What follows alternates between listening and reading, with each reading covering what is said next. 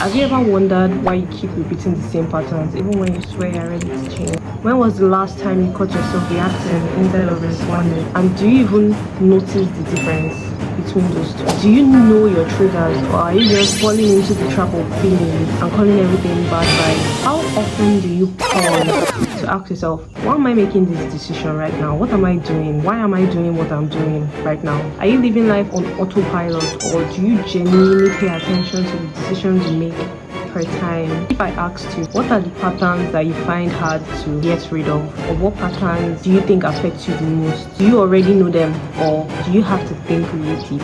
These questions will help you determine if you are aware. You first have to be aware that you need to change, that there is a need for change before change can even start to happen. You can't change what you refuse to see, and you have to be aware to be able to identify the things that need to change in your life. Awareness is a skill that you can build, like building up a muscle. If you put in enough reps, you begin to gain the skill. Personally, I believe that everything in life is a muscle. You can continue to train them and eventually get the skill or build that muscle. The more you put in the reps, repetition is key.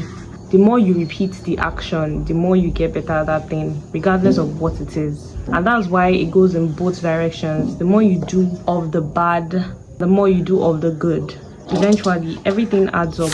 So how do you engage awareness? Number one, become aware that you are not aware. You have to first acknowledge and accept that, oh, I have a problem. I don't know what it is, but I know I have a problem. Number two, you slow down and observe. Think of all the things that you do and why you do them. Just observe how certain situations make you feel. When somebody is talking to you a certain way, how do you feel? Even right now as you're sitting down, what feeling do you have? You can't just exist without feeling. Even apathy is a feeling. Not caring, being unbothered, being okay is a feeling. Always take a break and then sit down and observe, what am I feeling right now? Am I feeling joy? Am I feeling gratitude? Am I feeling pain or anger? That actually brings me to number three, the 5 why rule. You keep asking yourself why.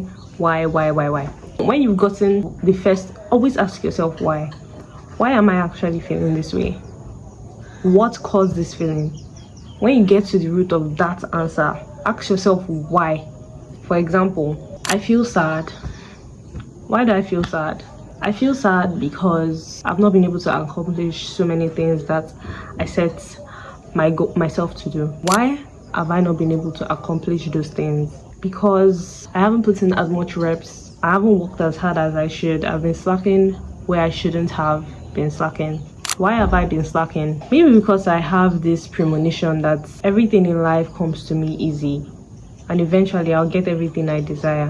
Why do I have that premonition? Because everything else has worked in that way. Like everything I needed has eventually come to me one way or another. Why have those things happened? Well, because I have God and now I'm happy again. Number 4, get external mirrors. So when people tell you you behave a certain way, don't just shun them. Don't just close it off completely. Question yourself. Always ask why. Always ask what. Always ask, how did they get to this conclusion? Why do you think that? What have I done for you to think that I'm unserious? Always ask, am I actually being serious? Am I actually doing what I need to do to get to where I need to get to? When you hear something from 2, 3, 4, 5 people, there is truth somewhere in that. It might not be phrased exactly how it is, might not be phrased exactly how you want to hear it, but if there is a common denominator in everything everybody is saying about you, you should take a look inwards and really question, why are these people thinking this way? How did they get to this conclusion? What am I doing that is making people see me in this light? Community is really how you grow. We're only impacting people through your community. So the people that are around you, whatever they're saying about you in that moment, is a compass to whether you're on the right path. Number 4, practice mindfulness and presence. So I've been listening to Proctor for the past 3 days now, and he mentioned something about how your subconscious is always in control, and then your consciousness is separated from your subconscious. Bring your 5 senses into whatever you are doing so that you can merge your subconscious with your conscious. In your eyes, what are the colors I can see? How these things that you think about, how your skin feels, how does it make you feel? Your ears, the sounds that you hear around you, Now I'm hearing birds chirping in the background. Submerge all those things and bring them into the present moment. Like, what do I actually feel right now? Because your subconscious is always subconsciously in control. You have to take control of your subconscious. You are now aware that your subconscious is in control, so you can control what goes into your subconscious. Number 6, now take action. It's not just about gaining the knowledge, gaining the awareness. How do you want to correct how this awareness affects your life? Connect that awareness to your actions. You have to embody the person you want to become.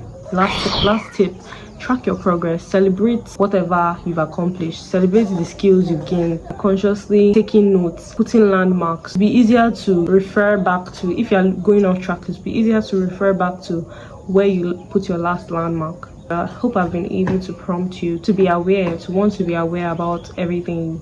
I remain Mofe. Love you guys. Bye. The sun is just coming at the end of my video. Well, how do I look, you guys? I need to do my nails again. Life updates. I just thought about the fact that this is something that if I completely derail off it, in the next 10 years I'm going to regret it so bad. Like, I wasn't consistent. I'm going to regret it so bad. And I just picked on that and I was like, nah, I have to struggle and do this thing no matter how. Like, I can't just completely abandon it, because it's a whole story. I might share another video about it, but like, I just can't abandon this thing, because I know that in the next 10 years, if I look back at the fact that I started this YouTube channel and I abandoned it, I'm going to weep. I'm going to regret it. So, see you guys in the next one. I'm going to do one very soon to keep the momentum going. Bring in your 5 senses. The fork.